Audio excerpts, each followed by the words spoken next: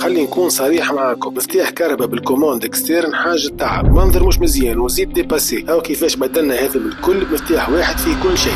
موديل كيا هذه جاني بعد ما تعب من الفوضى اللي يعاني فيها على مفتاح كرهبته، لازم مش براتيك وزيد نقص من وهرة الكهرباء. يحب على حاجة جديدة وسورتو فينيسيون نظيفة. أول حاجة تخلصنا من الكوموند القديمة وختمنا بروغراماسيون تاع المفتاح الجديد وين باش يكون لانسير الكوموند انتجري.